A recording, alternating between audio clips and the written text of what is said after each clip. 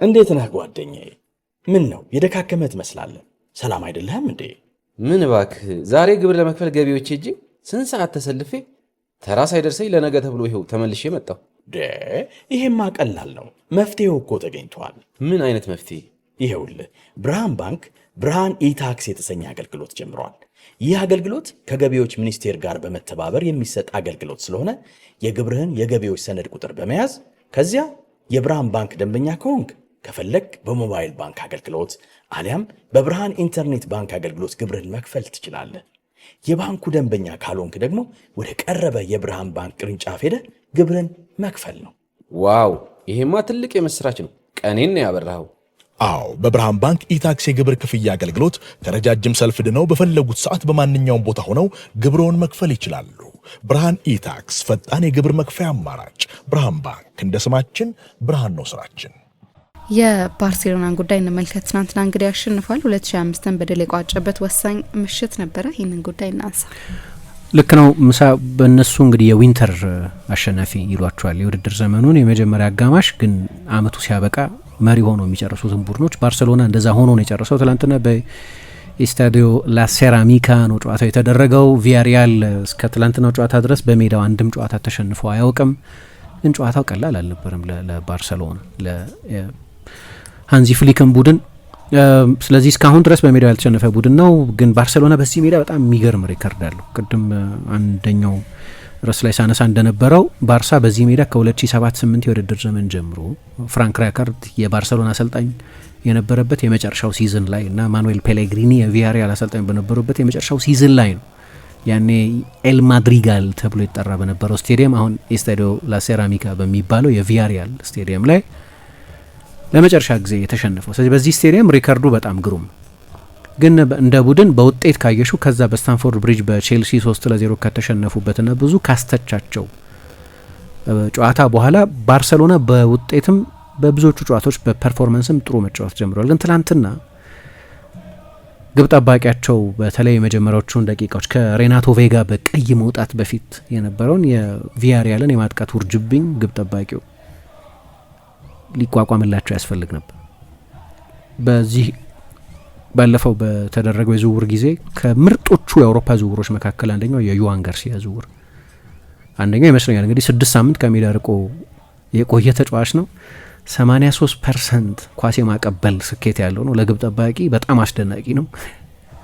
ግን ደግሞ 90% ሙከራ የማዳን ሬሾ ያለው በሁለቱም የተካነ ግብ ጠባቂ ነው እና ትላንትና ብዙ ችግር ነበር። በነገራችን ላይ ቪያሪያል ወደ 9 የሚደርሱ ተጫዋቾች አልነበሩትም። ግን በባርሴሎና በኩል በቁጥርም ባይሆን ቡድኑ የሚጫወትበትን መንገድ የሚወስኑ አንዳንድ ወሳኝ ተጫዋቾች አልነበሩም። ምሳሌ ፔድሪ አልነበረም። ፔድሪ ሲኖርና ሳይኖር ባርሴሎና ሁለት ቡድን ሆኖ ነው የሚታይ። ትላንትና በድጋሚ አሰልጣኙ ከጨዋታው በፊት ብዙ ያወደሱት ራፊኛ አስደናቂ ነበር። የፍጹም ቅጣት ምቱን ያስቆጠረው እሱ ነው። እሱ ላይ የተሰራ ጥፋት ነበር። ጥፋቱ በኋላ ብረት መልሶበታል። ከሩቅ በጣም አስደናቂ ሙከራ አድርጎ ግን ደግሞ ለሱ ፓሱን መጀመሪያ ያደረገው ላሚን ያማል ጥፋት የተሰራበትና ከቪያሪያል ተጫዋች እንዲጎልል ያደረገው በኋላ ሁለተኛውን ጎል ያስቆጠረው ላሚን ያማል አስደናቂ ነበር። እንደዚሁ ግን ባርሴሎና ጨዋታዎችን ዶሚኔት የሚያደርገው ፔድሪ ሲኖር የቡድኑ የልብ ምት እሱ ነው ማለት ይቻላል። ትላንትና ወደ መጀመሪያ አሰላለፍ ተመልሷል ዲዮንግ። በቅርብ ጊዜ በሚገርም ሁኔታ ቦታውን አጥቷል በባርሴሎና። ዲዮንግ አምና የሚገርም የውድድር ዘመን ነበር ያሳለፈው ከጉዳት ከተመለሰ በኋላ። ማርክ ካሳዶ፣ ማርክ ቤርናል የሚባሉ ሁለት የላማሲያ ተጫዋቾችን በመጠቀም ነበር ሲዝኑን የጀመሩት። ከጉዳት ከተመለሰ በኋላ ግን ዲዮንግ እንዴት አይነት አስደናቂ አማካይ እንደሆነ አሳይቶ ነበር። ከፔድሪ ጋር የነበረው መጣመር እንደዚሁ ግሩም ነበር። ግን ሰሞኑን መደበኛ ቦታው የመሀል ተከላካይ የሆነው ኤሪክ ጋርሲያ ያንን ከፔድሪ አጠገብ ያለውን ሚና በታክቲካዊ ምክንያቶች በረፍት በምናምን ሳይሆን በሜሪት በልጦት መሰለፍ ጀምሮ ነበር። አሁን ቻቪ ጋርሲያን ሲቸግረው አማካይ አድርጎ ተጠቅሞበት ያውቃል። ፍሊክም አምና የሞናኮን ጨዋታ ጨምሮ እዚህ ቦታ ላይ አጫውተውት ያውቃሉ። ግን በመጀመሪያ ምርጫ ሌሎች ተጫዋቾችን በፉክክር አሸንፎ ሲሰለፍ ግን ለመጀመሪያ ጊዜ ነው በእርሳቸው ስር ዲዮንግ ኖሮም ጭምር። ትላንት ወደ መጀመሪያ አሰላለፍ መጥቶ በፔድሪ ያለመኖር ምክንያት የአማካይ ክፍላቸው ጥምረት የዲዮንግና የኤሪክ ጋርሲያ ጥምረት ነው የነበረው። ያ ጨዋታዎችን ዶሚኔት የሚያደርገውን ቡድን ማየት አልቻለም። እንዲያውም የቪያሪያል ትራንዚሽን በጣም አስጨናቂ ነበር። የመጀመሪያው ጎል ከመቆጠሩ በፊትም ከተቆጠረም በኋላ ፔፔ ቀድሞ የአርሰናል ተጫዋች ጆዋን ጋርሲያ አንድ ሙከራ እንዲያድን አስገድዶት ነበር። ግን ሌሎችም ብዙ አጋጣሚዎች ነበሯቸው። በኳስ ቁጥጥር ብዙ ብልጫ የነበረው ባርሰሎና እንኳን ቢሆን በአደገኝነት ግን ቪያሪያል በተለይ በትራንዚሽኖች አደገኛ ነበር። አሁን ሁለት መለያዎች አሉት የማርሴሊኖ ጋርሲያ ቶራል። እኔ እንዲያውም እንደ አሰልጣኝ ከተለመዱት ስፔናውያን አሰልጣኞች ይልቅ በእርግጥ ስፔናውያን አሰልጣኞች እንደ አይነት ስፔናውያን አሰልጣኞች እንዳሉ ግልጽ ሆኖ እንደ ቦርዳላስ አይነት አሰልጣኞች መኖራቸው እንደተጠበቀ ሆኖ ግን የበለጠ ጣሊያን አሰልጣኝ ይመስለኛል። ኦርጋናይዜሽኑ በጣም አስደናቂ ነው። 4-4-2 መጫወት የሚወድ አሰልጣኝ ነው። በሄደበት ሁሉ እንደዛ ነው። ከዛ በኃይለኛ የመልሶ ማጥቃት የሚጫወት ቡድን ነው እና ትላንትና ሁለቱንም ማየት ይቻል ነበር። ባርሴሎና በቂ የጎል እድሎች መፍጠር ቸግሮት ነበር የቪያሪያልን ስትራክቸር አፋልሶ። ግን ደግሞ ኃይለኛ የሽግግር ቡድን ስለሆነ አዮዜ ፔሬዝ ወይ ኒኮላ ፔፔ ወይ ሌሎችም ተጫዋቾች አደገኛ የጎል እድሎች ይፈጥሩ ነበር። ይህ አስደናቂ ነው። የጨዋታው የጥፋት ነጥብ የነበረው በቀይ ወጣ ተጫዋች ስለነበር ነው። እዛ ላይ እንግዲህ ሬናቶ ቬጋ ነው በቀይ ወጣው። የቼልሲ ተጫዋች ነበር። ባለፈው ክረምት ነው ቼልሲ ወደ ቪያሪያል ተጫዋቹን የላከው። ወደ አትሌቲኮ ማድሪድ ሊዘዋወር የነበረ ተጫዋች ነው።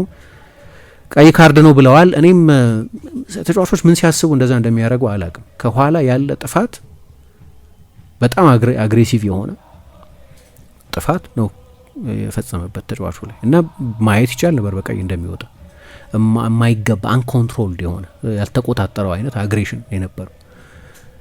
እንዲያውም ለላሚን ያማል ፈርቼለት ነበር። ብዙ ጉዳት የሚያስቸግረው ተጫዋች ነው። በቅርብ ጊዜ እዛው ቦታ ላይ አይደለም ጉዳቱ፣ ግን ያው ፊፋ በቅርብ ጊዜ ያለፈው 20-30 ዓመት ብዙ ተጫዋቾች ከኋላ በሚፈጸም ጥፋት ምክንያት ጉዳት ስለደረሰባቸው ነው ከኋላ እንደዚህ አይነት ጥፋት ሲፈጸም በቀጥታ ቀይ ካርድ እንዲሆን ያደረገው እና ሬናቶ ቬጋ በቀይ መውጣቱ ፍጹም የቪያሪያልን የማጥቃት ጥርስ ሰብሮታል ማለት ይቻላል።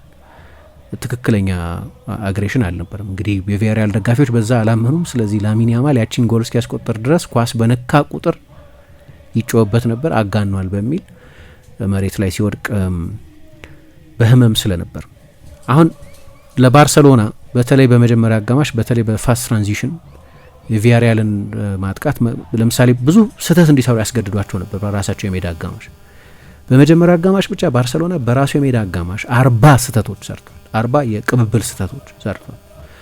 ይሄ የሆነው አንድም በቪያሪያል ፕሬሲንግ የተነሳ ነው። በጣም ኃይለኛ በጣም ኢንቴንስ የነበረ ፕሬሲንግ ስለነበር፣ ሁለተኛ የባርሰሎና ተጫዋቾችም ያለ ፔድሪ በቂ አውትሌት ያላቸው አይመስለኝም። ተመሳሳይ ቴክኒካዊ ጥራት የነበረው ቢልዳፕ አልነበር። ስለዚህ ብዙ ስህተት ይሰሩ ነበር። በኋላ እንዲያውም እኔ ትንሽ ሳክ ነው ያየኋቸው ማርክ ቤርናል ተቀይሮ ከገባ በኋላ ነው፣ ሰዓቱ ከሄደ በኋላ ነው ተቀይሮ የገባው። ግን ቪያሪያል በዚህ ውድድር ዘመን አነስተኛው የላሊጋ ጎል የተቆጠረበት ነው። ጥቂት በሜዳው ያልተሸነፈ ብቻ ሳይሆን በጣም አነስተኛ ጎል የተቆጠረበት ነው። ስለዚህ ከባድ ተጋጣሚ ነው የነበረው እና በፖሴሽን ባርሰሎና ከፍተኛ የፖሴሽን ብልጫ የነበረውን ቢሆን ፖሴሽን ወደ ፔኔትሬሽን እስካልተለወጠ አደጋ ማድረግ እስካልቻልሽ ድረስ ፖሴሽን ብቻ ነው። ብዙ ዲፌንሲቭ ኤረር ያለው ፖሴሽን አማካይ ክፍሉ ጨዋታ መቆጣጠር አልቻለም። በቂ የፓሲንግ ኦፕሽን የለም። ከዚያ ደግሞ እንደ ባርሰሎና አይነት ቡድን ምንም እንኳ ራፊኛ እየተመለሰ ሳጥን ውስጥ እየመጣ ብሎክ ሲያደርግ ብታየውም ግን በበቂ ሁኔታ ትራክ ባክ የሚያደርግ አይደለም። በሀይ ዲፌንሲቭ ብሎክ ነው የሚጫወተው። ስለዚህ ሁሌ ከኋላ ክፍት ቦታ አለ እና እነዚህን ሁኔታዎች የመጀመሪያ አጋማሽ ላይ በራሳቸው የሜዳ ክፍል ብዙ የቅብብል ስህተት እንዲሰሩ በማድረግ የፓሲንግ ሌኖች በመዝጋት በተርኖቨሮች ብዙ በማጥቃት ከጀርባ ያለውን ስፔስ በማጥቃት የዮዋን ጋርሲያን ቢዚ አድርገውት ነበር እና አላስታውስም ባርሰሎና ከዛ የፍጹም ቅጣት ምት ጎል በስተቀርና ከራፊኛ ሙከራ በስተቀር ያን ያህል አደገኛ የጎል እድሎችን ሲፈጥር፣ አንዳንድ ጊዜ ሌቫንዶቭስኪ አሁን በቃ ቤንች ነው፣ ፌራን ቶሬስ ነው ብዙ እየተሰለፈ ያለው። አልፎ አልፎ ነው ሌቫንዶቭስኪ ጨዋታዎች እየጀመረ ያለው። የመጨረሻው ሲዝኑ ይመስለኛል በባርሳ እድሜውም 37 ስለደረሰ። ግን አንዳንድ ጊዜ የ9 ቁጥር ሙቭመንትም ከፊት አታይም።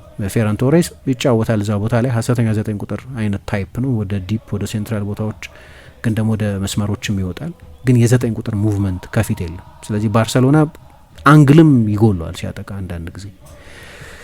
መጨረሻ ላይ ግን አሸንፈዋል። ለባርሳ ግሩም አመት ሆኖ አብቅቷል። ግን ትላንትና ግብ ጠባቂያቸው 5 ሙከራዎች አድኗል። ቢዚ ነበር በጣም ከቪያሪያሉ ግብ ጠባቂ የበለጠ ብዙ ሙከራ ነው ትላንትና ያዳ ነው እና ለምሳሌ የመጀመሪያውን አጋማሽ ብቻ ልውሰድ። ባርሴሎና 300 ፓስ አድርጓል እና የሚገርም አይደለም። ባርሳ እንደዛ ነው የሚያደርገው፣ ለ30 ዓመት እንደዛ ነው ያደረገው። ቪያሪያል 90 ፓስ ነው ያደረገው፣ በ3 እጥፍ ያነሰ ነው፣ ከ3 እጥፍም በላይ ግን 8 ሙከራ አድርጓል። 2ቱ ኢላማቸውን የጠበቁ ነበሩ። 5 ትልልቅ የጎል እድሎች ፈጥረዋል። 2ቱ ደግሞ ንጹህ የጎል እድሎች የሚባሉ ናቸው እና ሁሌ ፖሴሽን መብለጥ ምንም ማለት ላይሆን ይችላል። ለባርሴሎና ግን አመቱን በጠቅላላው ካየ ነው ግን በጣም የተዋጣለት አመት ነበር። 46 ነጥብ አላቸው።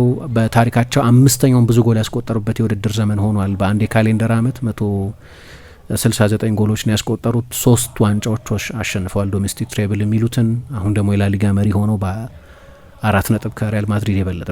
በቀደም በድጋሚ በደጋፊዎቹ የተጮኸበት ሪያል ማድሪድ ቪኒሲየስ በቀደም ስቴዲየም ውስጥ የነበረው ጩኸት ተቀይሮ ሲወጣ የሚገርም ነው። ካለፈውም የውድድር ዘመን ተመሳሳይ ጊዜ የተሻለ ሪከርድ ኖሮት ነው አመቱን የጨረሰው። አሁን በጣም ከፍ ብሎ ነው አመቱን ያጠናቀቀው። አምና ግን በዚህ ጊዜ ተከታታይ 2 ጨዋታዎችን በሌጋኘስ እና በአትሌቲኮ ደ ማድሪድ ተሸንፎ ነበር አመቱን ያጠናቀቀው። በተለይ ኖቬምበር መጥፎ ነበር፣ ግን የዲሴምበር የመጨረሻዎቹም 2 ጨዋታዎች የከፉ ነበሩ። አሰልጣኙ አንዳንድ ኤክስፐሪመንት ማድረግ ጀምረዋል። በቀደም ጓዳላህራ የሚባለን ቡድን ገጥመው 6 ተጫዋቾችን በተለያየ ቦታ ከመደበኛ ቦታቸው ውጪ ባለ ቦታ አጫውተዋቸው ነበር። ማርክ ካሳዶን ፉል ባክ አድርጎ መጠቀምን ጀምሮ ስለዚህ ብዙ ለውጦች አድርገዋል። ኤክስፐሪመንትን ብዙ እያደረጉ ነበር። መጥፎ ነገር ሰሞኑ የአንድሬስ ክሪስተንሰን መጎዳት ነው። ስለዚህ ምናልባት ባርሳ በጥር አንድ ተጫዋች ማስፈረም ሳይኖርበት አይቀርም። ግን አመቱን በድል በውጤት ዘግቷል። አድማጮቻችን ለዛሬ የነበረን ቆይታ ይህንን ይመስል ነበረ። እንደተለመደው ሌሎች ፕሮግራሞች ካረፊም 95.1 ወደ እናንተ ይደርሳሉ። መልካም ጊዜ ይሆንላችሁ። እንዴት ነህ ጓደኛዬ? ምን ነው የደካከመ ትመስላለህ? ሰላም አይደለህም እንዴ? ምን እባክህ፣ ዛሬ ግብር ለመክፈል ገቢዎች ሄጄ ስንት ሰዓት ተሰልፌ ተራ ሳይደርሰኝ ለነገ ተብሎ ይኸው ተመልሼ መጣሁ። ይሄማ ቀላል ነው። መፍትሄው እኮ ተገኝቷል። ምን አይነት መፍትሄ? ይኸውልህ ብርሃን ባንክ ብርሃን ኢታክስ የተሰኘ አገልግሎት ጀምሯል። ይህ አገልግሎት ከገቢዎች ሚኒስቴር ጋር በመተባበር የሚሰጥ አገልግሎት ስለሆነ የግብርህን የገቢዎች ሰነድ ቁጥር በመያዝ ከዚያ የብርሃን ባንክ ደንበኛ ከሆንክ ከፈለግ በሞባይል ባንክ አገልግሎት አሊያም በብርሃን ኢንተርኔት ባንክ አገልግሎት ግብርህን መክፈል ትችላለህ። የባንኩ ደንበኛ ካልሆንክ ደግሞ ወደ ቀረበ የብርሃን ባንክ ቅርንጫፍ ሄደህ ግብርህን መክፈል ነው። ዋው! ይሄማ ትልቅ የምስራች ነው። ቀኔን ያበራኸው። አዎ፣ በብርሃን ባንክ ኢታክስ የግብር ክፍያ አገልግሎት ከረጃጅም ሰልፍ ድነው በፈለጉት ሰዓት በማንኛውም ቦታ ሆነው ግብርዎን መክፈል ይችላሉ። ብርሃን ኢታክስ ፈጣን የግብር መክፈያ አማራጭ። ብርሃን ባንክ እንደ ስማችን ብርሃን ነው ስራችን።